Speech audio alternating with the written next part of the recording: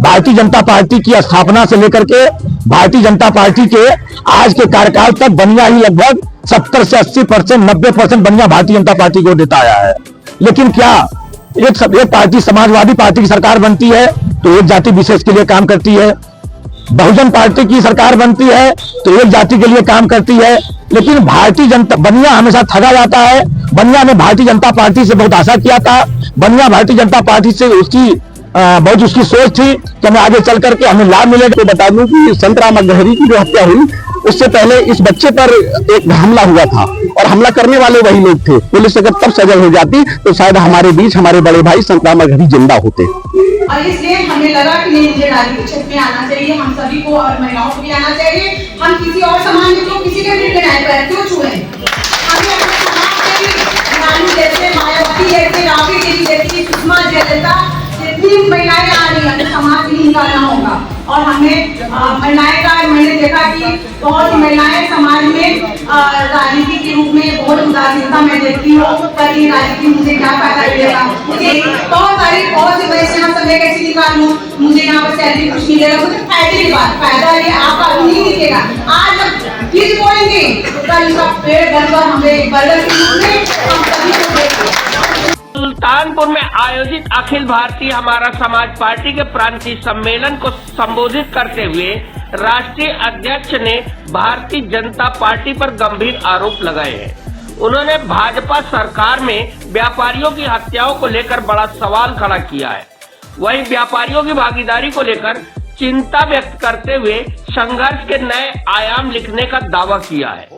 सुल्तानपुर शहर के एक होटल में आयोजित कार्यक्रम में पहुंचने पर राष्ट्रीय कार्य समिति के सदस्य दिलीप गुप्ता, जिला अध्यक्ष सुनील कसौधन समेत दर्जनों व्यापारियों ने राष्ट्रीय अध्यक्ष रविशंकर अंगारा व शैलेंद्र गुप्ता समेत अतिथियों का भव्य स्वागत किया।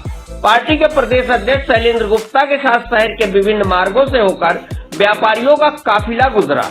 शहर के मुख्य चौराहों पर उनका व्यापारियों ने स्वागत किया। कार्यक्रम स्थल पर पहुंचने पर राष्ट्रीय अध्यक्ष समेत पदाधिकारियों का माल्यार्पण करते हुए पगड़ी पहनाकर स्वागत किया गया। यहां उन्होंने प्रदेश व जिले की कार्यकारिणी की घोषणा की। यहां महिलाओं की खासी भागीदारी देखकर पार्टी के पदाधिकारी खुश नजर आए।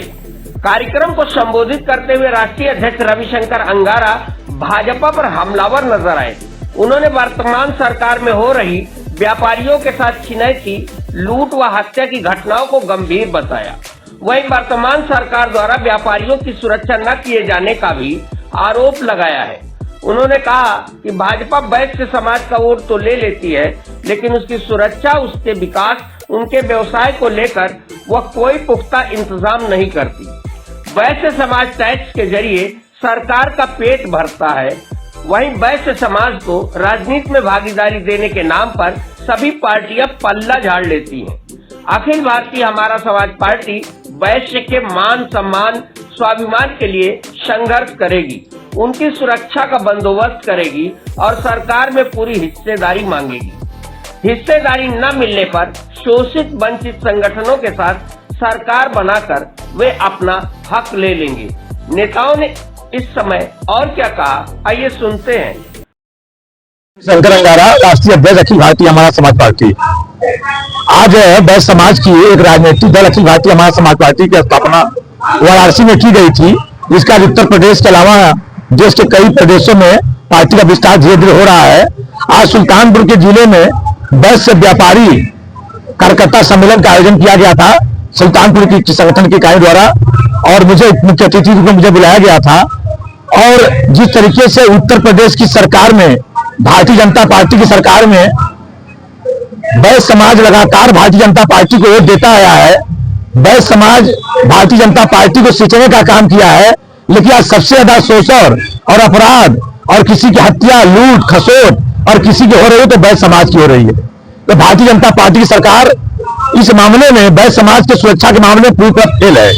हम इस वैश्य सम्मेलन के नाते, इस वैश्य सम्मेलन के माध्यम से हम उत्तर प्रदेश सरकार से और अपने बंजा समाज से आह्वान करता हूं कि भारतीय जनता पार्टी को आगामी चुनाव में अगर अपराधियों द्वारा वैश्य समाज का शोषण नहीं रुका तो निश्चित रूप से हम भारतीय जनता पार्टी को वैश्य समाज भूल चुकाने का भी काम करेगा।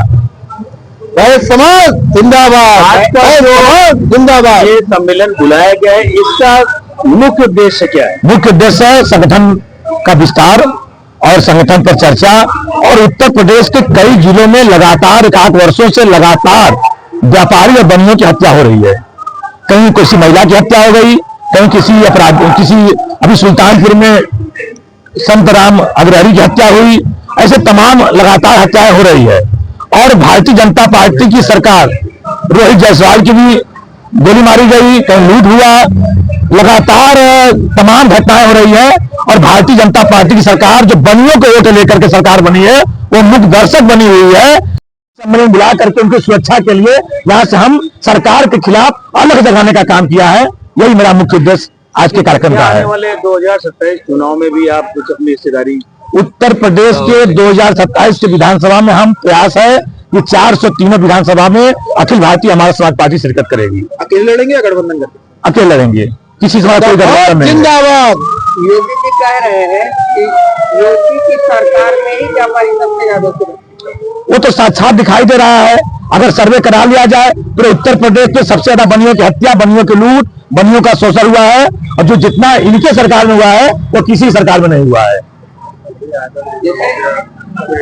बार बार एक चीज ये कही जा रही है कि लोग जातियों का संगठन बना रहे हैं। आपने भी कहीं न कहीं उसकी नींव रखी है, एक समाज की बात की है।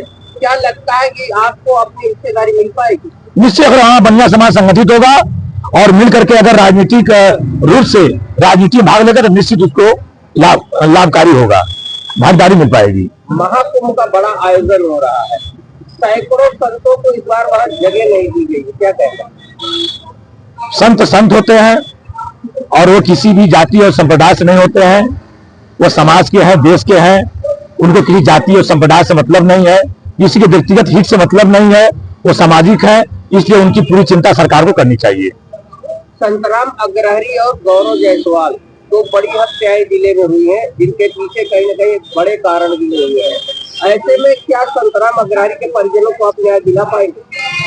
जितना पार्टी से बना, हमारे प्रदेश अध्यक्ष नरेंद्र गुप्ता जी गए, जितना हो सका दिलाए, किए।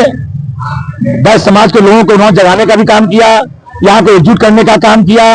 लेकिन सत्ता के राजनीतिक नेताओं द्वारा संरक्षण प्राप्त जो अपराधी है उसे खुली छूट दी जा रही है। अगर हम न्याय दिलाने का पूरा प्रयास कर रहे हैं, अगर हम न्याय नहीं दिला पा रहे हैं, तो हम भारतीय जनता पार्टी को उतारने का भी काम करेंगे। संत राम अग्रहरी जी के प्रति यही सच्ची श्रद्धांजलि और सच्ची न्याय होगी। आप कह रहे हैं आगे? देखिए, मौजूदा समय में उत्तर प्रदेश में जो राजनीति है वो जातियों के इर्द गिर्द ही घूम रही है।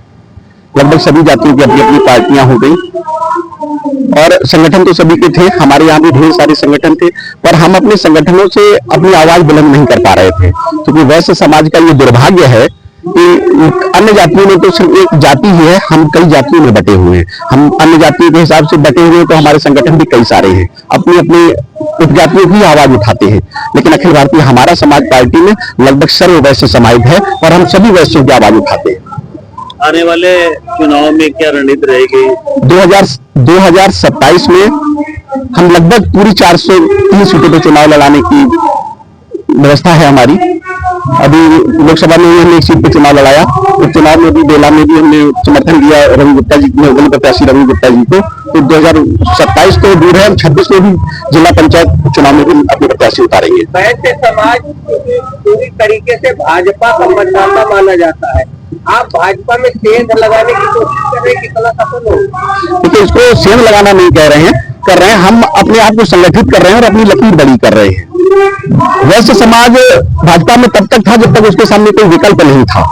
वो समाजवादी पार्टी में वोट नहीं करना चाहता था, अन्य पार्टी को वोट करना नहीं चाहता था, क्योंकि हमारा समाज बहुत ज्यादा धार्मिक और हिंदुत्ववादी है। तो जब एक हिंदुओं का एक तबका, एक धार्मिक लोगों का एक तबका अपनी पार्टी बना लिया है, तो निश्चित तौर पर हम एक साथ संगठित होंगे। हमसे हम कहीं किसी में नहीं लगा रहे हैं। देश के एक बड़े नेता का कहना है कि कटेंगे तो बटेंगे, ऐसे में क्या आप भाजपा की राजनीति नहीं कर रहे? देखिए, हम उनके कटेंगे बटेंगे का तात्पर्य दूसरा है, लेकिन हम अगर यहाँ कटेंगे तो जरूर, हम अगर यहाँ बटेंगे तो जरूर कटेंगे और कट भी रहे हैं। कल अभी एक घटना घटी, मैं आपको बताना चाहूँ, आजमगढ़ में एक हलवाई ने सिर्फ अपने पैसे मांग लिए और उस पर गोली दाग दी गई, गोली दागने वाला भी हिंदू था। तो मैं तो वैसे भाइयों से कहना चाहूंगा कि बनिया अगर बटेगा तो जरूर कटेगा। सुल्तानपुर में 2 वैश्य बिरादरी के लोगों की हत्याएं हुई है। संतराम अग्रारी की हत्या में एक भारतीय जनता पार्टी से जुड़े हुए अर्जुन पटेल का नाम आया है। अर्जुन पटेल को सजा दिला पाएंगे क्या? हमारी पार्टी पूरी तरह कानूनी लड़ाई लड़ रही है, बाकी उसको गिरफ्तार करना पुलिस का काम है, लेकिन कानूनी तौर पे उनके बेटे सचिन अग्रहरी हमारे साथ खड़े हैं। इनकी पूरी लड़ाई हमारी पार्टी लड़ रही है और ये अंजाम तक हम लोग लेके जाएंगे और सजा दिला के रहेंगे। कहीं न कहीं इनके परिवार पर दबाव बनाया जा रहा है सुलह करने का या अन्य नई घटना करने का, तो क्या इसकी लड़ाई भी लड़ेगी क्या? इनकी लड़ाई हम शुरू से लड़ रहे हैं। आपको बता दूं कि संतराम अग्रहरी की जो हत्या हुई उससे पहले इस बच्चे पर एक हमला हुआ था और हमला करने वाले वही लोग थे। पुलिस अगर तब सजग हो जाती तो शायद हमारे बीच हमारे बड़े भाई संतराम अग्रहरी जिंदा होते। ये सबसे बड़ी चीज है कि भागीदारी किस प्रकार हो पाएगी, कितना प्रतिशत की भागीदारी उत्तर प्रदेश करने जा रहे हैं? हमारे उत्तर प्रदेश में वैश्य समाज की जो हमारा परसेंट है 25% है। हम 25% में अगर हम आधा 12 या 13% भी इकट्ठा करने में कामयाब हो गए तो मान लीजिए हम अपनी लड़ाई स्वयं लड़ने लायक हो जाएंगे।